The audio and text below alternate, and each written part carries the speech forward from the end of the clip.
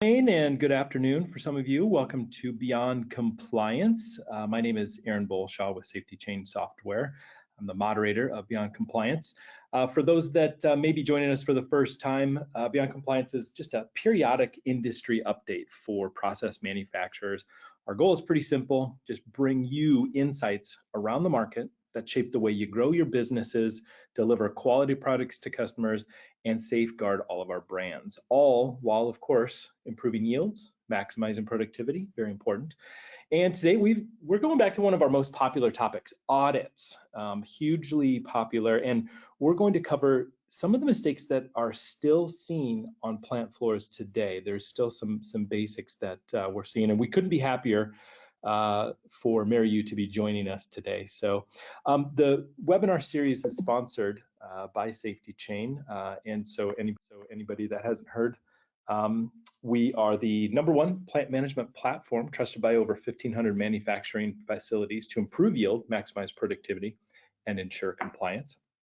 Now, we're scheduled for about an hour today, but we'll remain flexible. Towards the end of that, we want to hear from you. So everyone's on mute, but if you have questions, use the webinar console on the right hand of your screen to submit questions through the presentations. Again, we'll save time at the end and get to just as many as we can. And to answer everyone's favorite question on the very front here, yes, if you'd like to get the slides and the recording from today, all you have to do is just ask. We'll make sure to follow up with you with those so you can share with your teams. So with that, I would like to introduce our speaker today. Karissa Vaughn is an auditor with Mérieux NutriSciences, and she's got a ton of experience in the food industry as in roles as senior manager of plant quality assurance, mixed processing supervisor. She's got a Bachelor of Sciences in Dairy and Dairy Production and Manufacturing from South Dakota State University. She and I have been in South Dakota for some parts of our lives in the past. So, Karissa, welcome. Well, thank you for inviting me, and I'm happy to be here and happy to be joining this webinar today.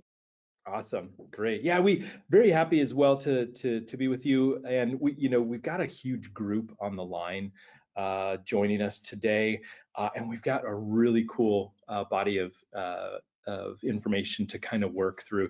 You're going to go through what you're still seeing, right? So why don't you start out, if you would, tell us a little bit about Mérieux NutriSciences. For those that may not, I couldn't imagine someone doesn't know Mérieux yet, but why don't you take us through Mérieux and get us started? All right, well, Mérieux NutriSciences certification is part of Mérieux NutriSciences, and we provide auditing services in several recognized schemes. Several of those are GSFI benchmarked, and they include SQF, BRCGS for food, BRCGS for storage and distribution, IFS 6, and FSSC 22000. All right, so just to start out, good morning. Well, good afternoon, everyone, wherever you're at. Just to give you a little idea of what the agenda looks like today, we're going to go through, I'm going to give a little introduction, and then we're going to count backwards 10 to 1 on some of the common things that are seen on internal audits and audits as we go through them. And then I'm going to provide a little summary here at the end, and then we'll go into questions. So a little introduction. So this presentation is kind of a combination of my learnings and experiences, both from working in the plant as well as working as a QA manager and as an auditor. So without further ado, we'll start with number 10, informal audits. So a common mistake I see is internal audits missing that formal communication around the process. Remember, when you're doing an internal audit, there should be a communicated and understood audit schedule with specified audit criteria. The internal audit should be more than just a checklist and an email. There should be some type of an opening meeting to explain the agenda and a discussion of the method of notification. If you have findings, who should be contacted, how do we point them out?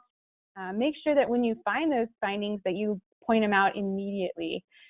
The formal should also include a closing meeting with a review of the audit process, and the findings. And make sure in that closing meeting you provide time for the auditee to discuss any questions, comments, or concerns from the audit itself or from the findings. And finally, there should be an audit report, a formal summary of what happened during the audit that you share with a designated group. When establishing and performing internal audits, it's important to follow 19011 ISO standards. They provide the backbone for any auditing program. The standard provides details and specific guidance about auditing principles, establishing your auditing program, how to perform an audit, how to write an audit report, and how to follow up on them properly. It also includes principles about auditor competency and auditor evaluation. If you are an individual who's managing or creating an internal audit program, you should read and understand this standard. As an internal auditor, it is important to be focused on the internal audit when you're conducting it. You need to work to find ways to minimize the interruptions from your job. This might include things like designating a backup for yourself, maybe assigning some jobs or responsibilities to others. Very important that when you're performing that internal audit that you really focus on that internal audit.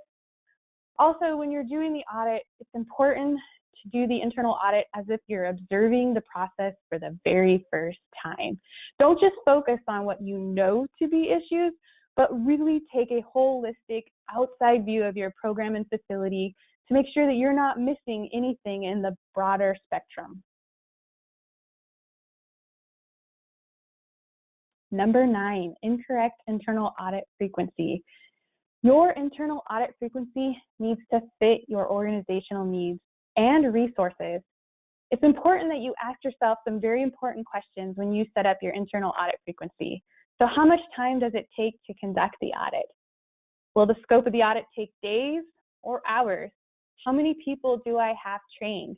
Very important that you have an additional staff trained, approximately 10%, to cover any unforeseen issues that may arise while you're doing your internal audit. So for example, your internal audit scope maybe takes 20 hours, but you only have 3 days to complete it. And each auditor can only allocate 3 to 4 hours. Then you should at least have 4 trained auditors. So make sure you think of these things when you set it up.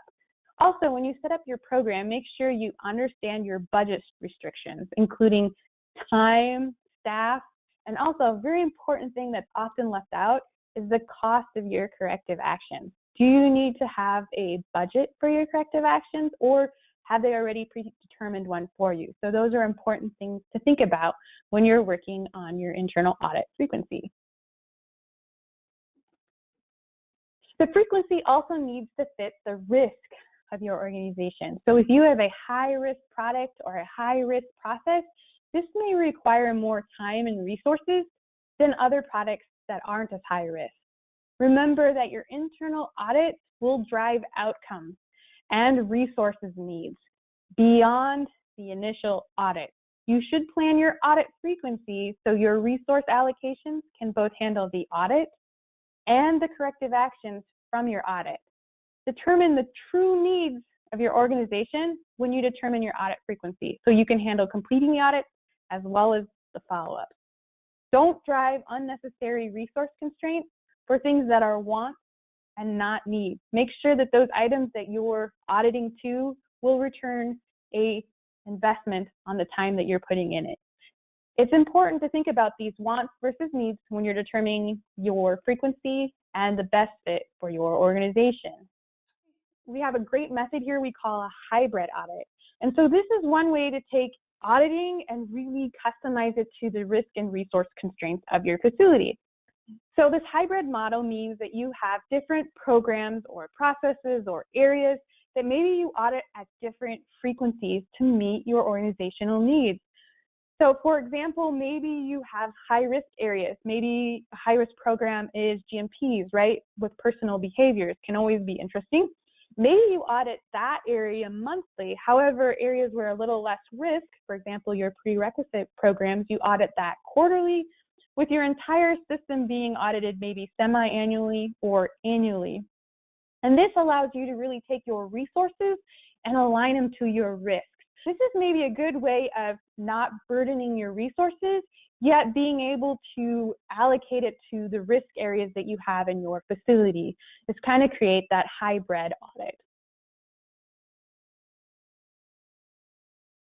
So number 8, missing internal auditor evaluations. So auditor consistency and competency is always a focus from any auditing program. And a great way to address this is to have auditor evaluation. This allows the program manager to share findings of what they're seeing, how they're seeing it. It also allows them to go through how to handle maybe unusual or difficult situations that might pop up during internal audit. This allows you to take time and truly understand the training needs of your auditors. Learn their strengths, learn their weaknesses. This also provides for a great opportunity to build an element of continuous improvement into your audit and program.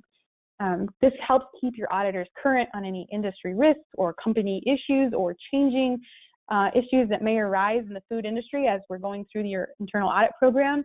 It also gives you an opportunity to help build and maintain so that your people in the field know how to do those risk assessments more accurately. So when you're developing an internal audit evaluation, there's some key things you want to make sure that you have. You want to make sure that you have a way to measure that the auditors are having the behaviors that are aligning with your program. They need to have adequate knowledge of their auditing principles, procedures, and methods that you're using. They need to have knowledge and skills of the business that you're in, the industry, the risks, hazards that might be in that industry. They need to have a knowledge and understanding of your legal requirements, whether that's FDA, USDA, labeling, contractual agreements that you might have. They should have a knowledge of all of these things. There also might be some specific knowledge that they need, specific sector knowledge that they might need in order to appropriately perform the internal audit. It's very important that these internal auditors understand the hazard and risk for the sector and product that you're making. These also, as you do these evaluations, will provide you the information you need to help build a better internal auditor training program.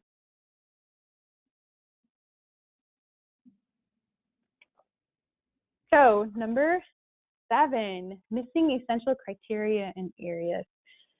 So when you're developing an internal audit checklist or criteria list, you need to make sure that it includes all the very needed materials. It should include all your regulatory requirements, whether that's labeling requirements, FDA requirements, USDA requirements, FSMA requirements, whatever those regulatory issues they are, they need to be included in your criteria. Your criteria should also include your third-party audit requirements, whether that's a GSFI audit, an SQF audit, what that basis is, maybe it's a different third-party audit, whatever that is, those criteria should be included in your internal audit program. And an important thing that often gets forgotten, but is very important, is those very specific customer and co-manufacturing requirements. These customers and co-manufacturing people may provide you with specifications or contract requirements. It's very important that you include this also in your internal audit criteria. You may participate in an identity preserved program, such as non-GMO, organic, kosher, halal, several different ones of those. It's important that those requirements of those programs are also included in your internal audit criteria. And equally as important is to include any company-specific requirements, such as any company policies or maybe some brand identity requirements. Some very important things to your company. Make sure that those are included in your audit criteria as well. Additionally, your internal audit program should include all of these areas. A complete, entire, full review of your food safety and food quality management systems. There should be a review and understanding and trending of your product nonconformities. You should be looking for areas of opportunities in these nonconformities. There should be a review of your incident management program. Have you had an incident? How did you handle it? Are there improvement opportunities for the program? You should review your traceability and recall program. Is your traceability exercises going as they're supposed to? Are they meeting the requirements? Is it working as it's supposed to? Recall. Have you had a recall? Have you done your follow-up? Is it working? Are the follow-ups working? Are you prepared to handle a recall? The other areas that you need to include are sanitation, hygiene, and this includes both GMPs of your facility as well as your personnel, all of your processing areas, the exterior of your facility, your shipping, receiving, storage, and all your outlying areas. It's very important that when you do this internal audit, you look at more than just the normal processing rooms. Make sure you're including all of those outlying areas to your facility as well. Also, when you're doing these criteria reviews, it's also a great opportunity to review your results, your KPIs. Look for areas of improvement more than what you just see in the building, but other areas too that you can look for improvement when you're looking at these criteria. Number 6, not establishing an audit management system. An internal audit should be more than a checklist. This should be a management system. It should be a system that includes objectives that are aligned with your company values, assigned roles and responsibilities for individuals who are competent to complete the tasks that they're assigned, defined, established audit procedures, audit criteria, a defined audit team, and how reports are handled for confidentiality, as well as who is receiving those. Auditors need to understand how to perform their job while still being safe and maintaining confidentiality.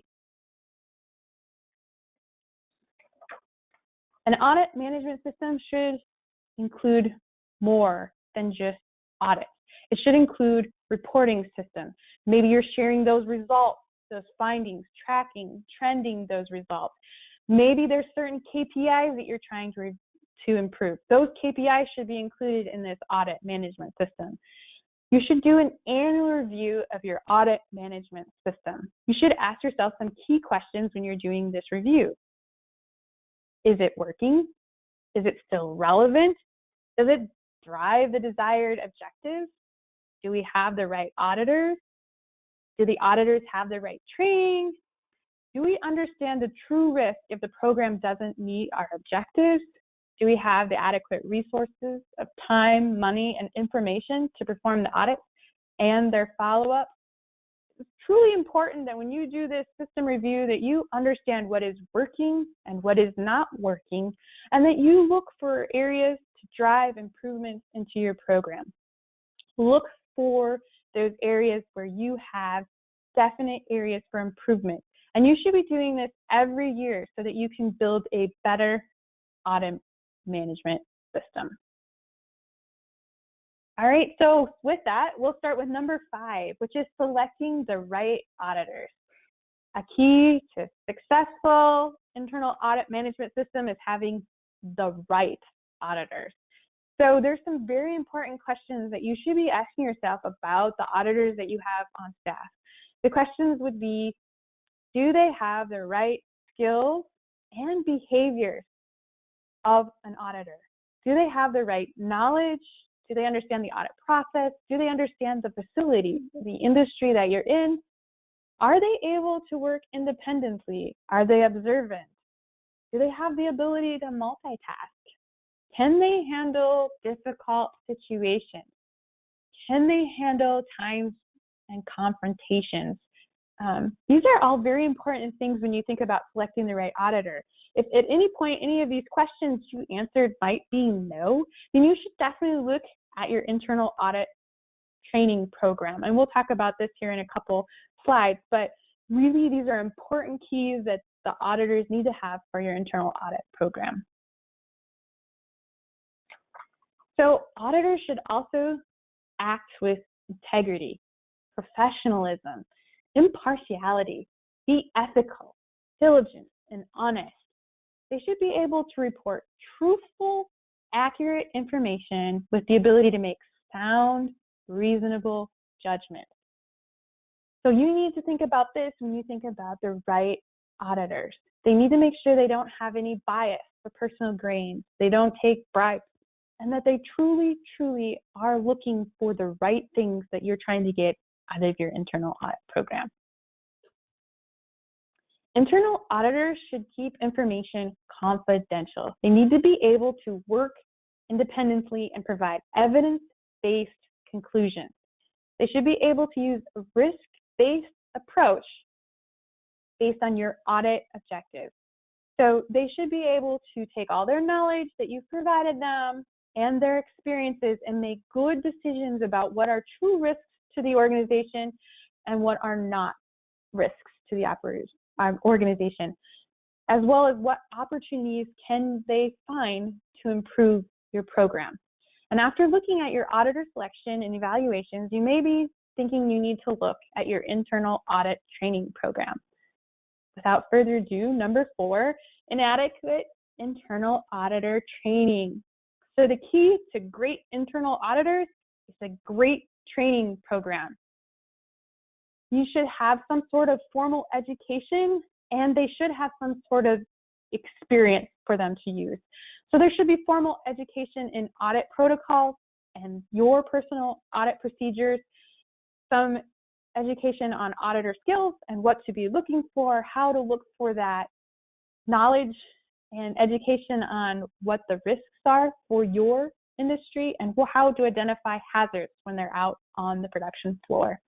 You might need to provide them formal education on critical thinking, decision-making, problem-solving, and most importantly, which is often forgotten, is communication skills. Internal auditors should have some sort of training on communication skills.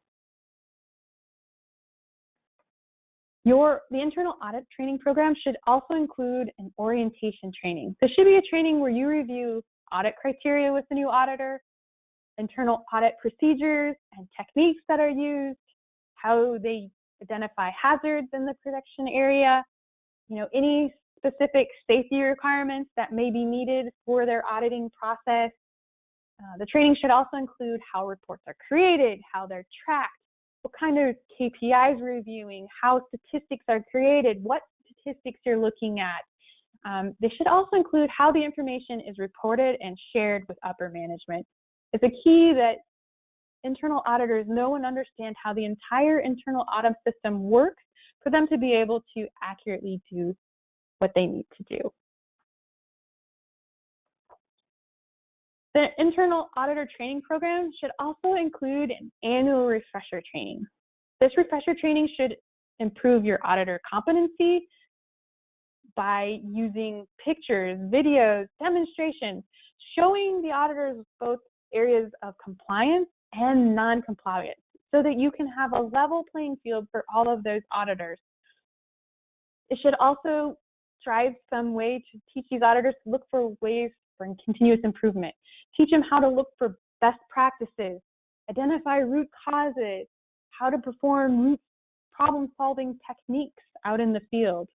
This also provides a great opportunity to share any industry changes or updates for them to be looking at when they're doing internal audits.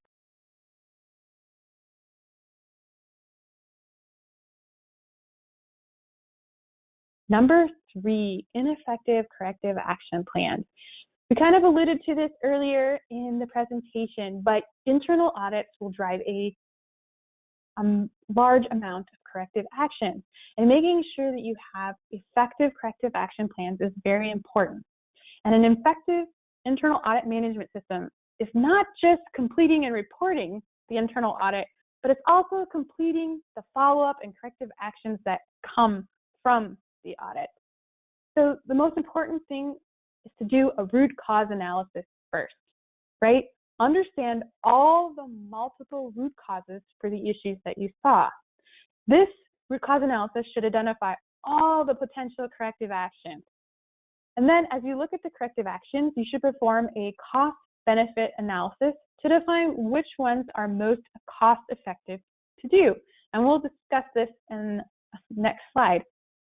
When you identify these corrective actions, you need to identify which ones are long-term and which ones are short-term. You may have a need on findings to do both a long-term action and a short-term action. Make sure you understand what that looks like.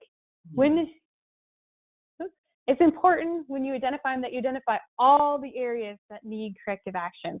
So for example, if in your internal audit you found maybe a tool that was out of place in a sanitation room, well, think of it bigger than just in the sanitation room. Is it out of place in the production room or the quality lab? Think about all the areas that may need this corrective action as well.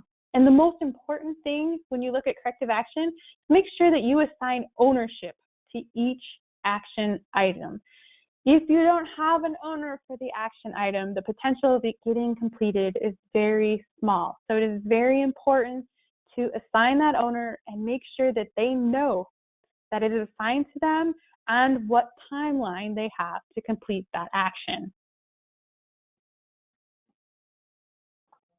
So now we'll talk about a cost-benefit analysis. And this is done to determine how well your action will work out. So it's designed to do two purposes: determine what is a sound investment or decision, and provide a basis to compare different projects. It involves comparing both the total expected cost of the option and the total expected benefit of the option. This should help you determine what is a sound investment and the right solution for your organization. Now let's look at an example. So, for example, you are out on an internal audit and you observe a roof leak during your audit. You go back to list out your corrective actions and their costs. So you look at it and you could hire a company to inspect the roof twice a year for $12,000. That the leak in the roof on its repair costs $50,000. But the mitigation or the cost benefit is saving $1 million of an undetected roof leak that could cause a product recall, right? So you want to make sure that you're weighing out both the costs of what it takes to do the preventive action and what costs it's mitigating or preventing from becoming that. And then provide these in a nice summary of information to your senior leadership. So when they make that decision on what they're going to do, that they have all the facts and they make the right decision for your organization.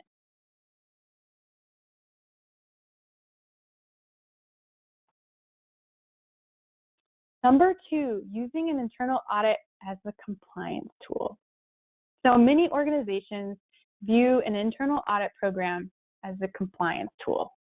I'm challenging each and every one of you on the call today to look at it differently. Look at it like a continuous improvement tool. Look at your internal audit program differently. Look for opportunities to drive continuous improvement. Look at the KPIs you use. Look at the trends you see in your KPIs.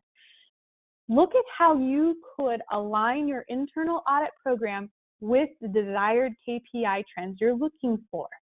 Look at your industry trends. What do you see coming on the horizon? What facts do you see coming? Customize your internal audit criteria checklist to match those industry trends. Or maybe those industry trends require you to update your auditor training. Maybe there's specific areas they need to look for. Maybe there's a recall in your industry and it brings to light some things you hadn't thought of. Look at those things and make sure that your management program, including your training and your criteria, address these areas. And most importantly, make sure that your internal audit program really works to address your facility's risk, right? It's all about risk and reward. Make sure you customize that internal audit tool to drive the behaviors and risk reduction that you are looking for with your company. When you develop an internal audit program, make sure that it works for your organization. This may require you to develop that customized checklist of things that you're looking for your organization, and probably some very highly customized training for your auditors. But like I said, I challenge you to go back and to make these changes to your internal audit management program. The other thing an internal audit management program allows you to do is engage your frontline employees. So when you're out on the production floor doing observations or looking at different criteria, walk up to the frontline employees, talk to them, Ask them about areas of concern. What do they see as concerns? Do they have food safety concerns? Do they have food quality concerns? Ask them for improvement ideas. If you see concerns, ask them for possible solutions. Get the frontline employees involved in the process. This is a great opportunity to allow your internal audit program to foster and encourage your food safety and food quality culture. Not only will it engage your culture, but it will drive engagement with your employees. So think again about your internal audit program bigger than just compliance. And the number one thing is not reporting the positives. So a key to driving a truly successful internal auditing system is not only reporting just the findings, but the positive too. Internal audits are a great way to call attention to best practices that should be shared with the entire organization. This is your opportunity to share the good things that are happening with your organization. So the important things when you're sharing this is teaching your auditors what to look for, what does it mean. Make sure that these best practices align with your company vision and values. Make sure your auditors truly understand what exceeding expectation looks like. Include this in your training, in your audit criteria, and most importantly, also share how you're going to report these wow items, right? Like the auditor goes out and goes, wow. Share how these should be incorporated into those reports so that they can share the good things that they're seeing as well. Best practices should be included in your reporting system and process. And this includes both your formal report at the end as well as your closing meeting. This gives that internal auditor a means of providing positive information for the auditee. It is not only a good experience for the auditee, but also for the auditor to provide that good feeling, positive information that they found. Reporting and sharing these best practices can really drive continuous improvement throughout your organization. It can drive engagement in the program. Now people see that you're bringing to light good things, positive things, and it allows them to become more involved in your internal audit management system and becomes more involved in the internal audit process together. So if those frontline employees came to you with a concern and now you address it and you have a best practice that you can share, that really will drive that engagement into your program. And not only that, but you can really drive that culture of improvement, of continuous improvement. How do I look at this process, procedure, facility, and make it better? So I challenge you to go out and look at the positives as well when you're doing your internal auditing. So kind of now, we've gone through all 10. You've got all kinds of information that you've received today. So now I'm going to go through and summarize those things we talked about today. So in summary, we talked about 10 ways you can improve your internal audit program, like formalizing your internal audit process. Make sure that you're doing opening and closing meetings, that you're sharing those important information with the auditee, that your audit frequency is based on your organization and your risk, that you use your audit frequency to help make improvements and handle your corrective actions appropriately. Conduct internal audit evaluations. Conduct internal auditor evaluations. Understand where your training needs are. Make sure that all your audit criteria is included in your audit program. Are you making sure that everything that you need to capture in that program is included in that program? Establish an internal audit management system. Look at your internal audit holistically. Make sure that you have roles and responsibilities and follow-ups and all that stuff clearly identified in your system.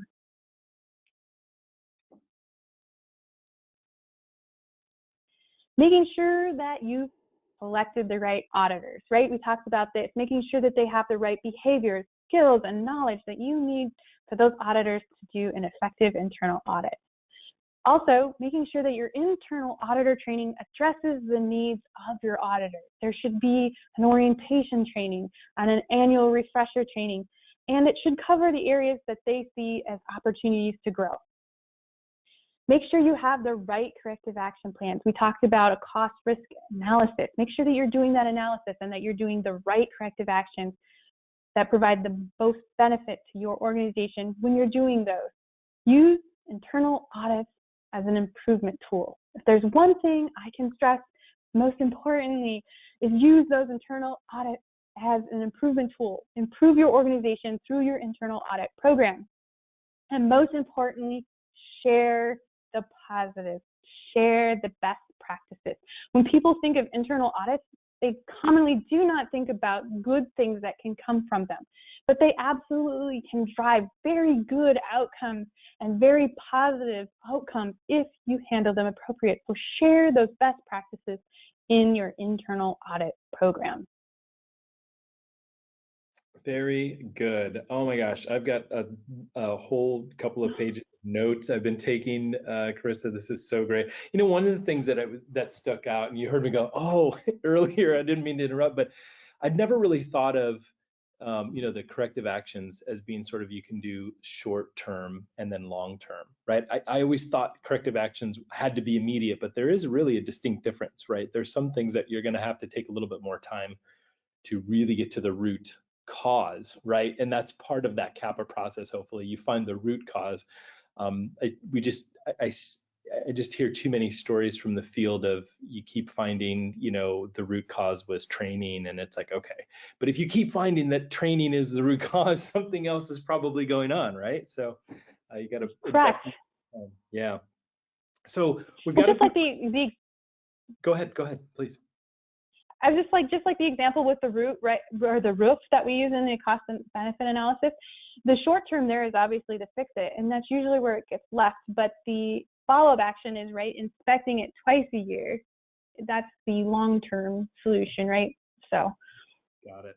Yeah, that's interesting. Another one was just sort of having a budget corrective actions. I didn't think of it in a way of saying, hey, you've got to balance that, you know, budget versus what you can really accomplish. You know what I mean? Because it doesn't really do anyone any good if you put something on paper that you could never get after because maybe you don't have the $1 million or I'm sorry, $50,000 to replace the roof or whatever, right? Like you want to actually make sure that it fits within a budget, because that way, you know, hey, we can get this taken care of, even if it is in a shorter term sort of thing. And I think it does also go into the overall cost of quality. When you look at the audits, you know, you're performing actions, and we did a webinar with Devos Associates a little bit ago. We did a whole workup, Karissa, on the cost of quality, and it's the cost of bad quality versus the cost of good quality. And I think that budget for corrective actions really does play a part there. It's very important. So one of the questions came in, and this was the same exact question. I just wanted to get, you know, your thoughts on, which is, you know, what makes your life easier? So as you prepare for an audit, right? And you then, you know, you go into the facility, what are you seeing that works well? You're talking about that experience for your auditor, right? I think there's a big key here. What do you see? What are the tangibles that you walk in and you start to feel confidence right away? What helps me build confidence when I go in as an auditor is when the owners of the program and even the frontline employees know and understand their programs. They know and understand what's right, what's wrong, what the procedure says. You can usually get a general feel of, you know, how well things are working for them. Do they feel like they can bring up issues? Do they feel like their issues are addressed? Those are some of the things that definitely bring confidence to me when I go into a facility. Great. And then what kind of evidence, like if you see, you know, and you've had to experience the whole functional gamut, right? You've seen the paper pens, but you've also seen systems in place, quality systems or audit systems and things like this. What are the pieces of evidence that you say, wow, this is a really thorough? So somebody's asking about what makes it a thorough audit, like where you don't, I think they're trying to ask how much they should show you without showing you everything, but I'm not going to say that. I'm just going to say, what makes you have that confidence that it's a thorough audit and that you've seen everything? Is it, pictures of things that were audited? Is it, samples or examples? What makes it a thorough, make you feel that confidence in the thoroughness of the audit? Well, pictures and videos, I've seen pictures and videos, and those definitely bring confidence. But to me, what really drives confidence in that internal audit program is when I can see that they're using it, as I kind of talked about in my training, to drive improvement in their organization. So I like some of those where they have quite a few findings. That actually gives me confidence that they're actually looking for areas of improvement. Sometimes I'll see internal audits where everything is good, and I know as an auditor that and a QA manager, not everything is good all the time. So what makes me think that a thorough audit has happened is when I can see that you've identified areas that you need to work on and that you're working towards making that a better program, whatever that might be. The other thing that makes me think of it very thorough is when we talked about, like in my training, about outlying areas. Those are common areas that are missed on internal audit. So if you have, outlying areas, that you see that in those internal audits as well. That helps with the thoroughness of it as well. Got it. That makes a lot of sense, right? We see 101% A+ gold stars again. Wait, there's got to be something missing, right? That would actually work against you. I like that, though, that it's not about getting everything right. It's about saying, hey, we did find some stuff, and here's how we're going to address it. Having that longer term vision or plan for, hey, things are going to come up, right? Everybody's plants are different, Yep. And every single year we stay in those plants, that plant just got 1 year older, and all of the equipment and the walls and the fixtures and all of the things that hang over our equipment that our food goes underneath. So I appreciate that. So I'm going to move to the next slide really quickly. So because you have some information. So as people, one of the questions that just came in was, what is a recommended auditor training program? Bonnie, thanks for asking that. Here it is, Bonnie. So why don't you take us through, Karissa, just some of the resources that Mérieux NutriSciences has? Absolutely, I can do that. So Mérieux NutriSciences has a large amount of training. We offer an online training for introduction to internal auditing, where we go more in depth to the information that you saw today. It's a 1-hour overview that can be included in your internal auditing program as training. It also includes how to set up your program. We also offer several public, on-site, and customized trainings. So we offer the courses Internal Auditing in a Food Plant and Auditing Internal and Supplier Systems. Cool. All right. Yes, I very much recommend these. Are perfect courses to really help find and maintain that perfect individual to do these, because it does take somebody, I think, with an exceptional eye for not just detail, but really just an openness to, hey, if we find something, we're going to be able to fix this, right? So cool. I've got one more question. This one's an interesting one, and so I'm going to paraphrase it sort of as best as I can. And it's something, Karissa, I have personally been wondering, as we see SQF 9.0 come out and the new era for food safety and things like this, we're starting to see more attention basically in the food safety and quality world about culture. We talked about it a little bit earlier. You mentioned culture. The best way to ask this is, kind of on that same, confidence scale. When you come into a facility, let's say it's a new facility, you're meeting people for the first time, you don't know much about maybe the business other than what you've been able to ascertain, like what kind of products, etc. But when you walk into a new facility, and even as you prepare for it, what are the pieces of evidence? What are the things that you're seeing, Karissa, that give you confidence that there is actually a culture of food safety? So when I'm out assessing food culture, some of the key things that I like to look for, obviously, there should be some sort of commitment from their management team that they're working on their food safety culture. Some of the other things is going down to the front line and seeing behaviors. So, if I observe people are following the rules, if they understand the rules and they're trained and stuff. Also, I'll ask some questions about if they have concerns, are they being addressed? Do they feel comfortable getting them addressed? So that's kind of where I built in your internal audit program can really be that communication system for you in your culture. It's not necessarily everything you want to do for your culture, but it can definitely allow you to have that communication pathway for those frontline employees. Sometimes other evidence that I've seen are different, programs or publishings or reward systems, for improvements in their areas. But again, you can really use your internal audit program to drive that culture and provide that communication path for those frontline employees to get their concerns addressed and to see them get addressed. I think those are some key things, observations and objectives that I like to look at. Is do the frontline employees feel they can express concerns and that they get addressed? And you can use all of that in your internal audit program.